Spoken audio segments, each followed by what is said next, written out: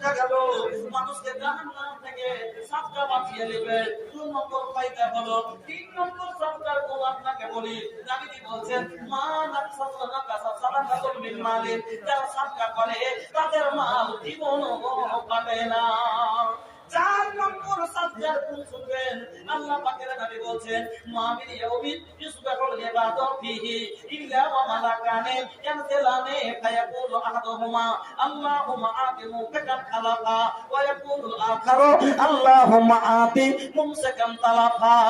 রাওয়াহুল বুখারী। আল্লাহ পাকের নবী বলছেন প্রত্যেকদিন সকালে যখন আমরা ভোর করি ওই সময়তে আসমান থেকে জমিনে দুটি ফেরেশতা নেমে আসেন, মালাকানি ইয়ানজিলানি, দুজন ফেরেশতা প্রত্যেকদিন ফজরের পরে জমিনে নেমে আসে। ফায়াকুলু আহাদুহুমা, তার দুইজনের মধ্যে একজন বলেন, ওই দুটি ফেরেশতার মধ্যে একজন বলেন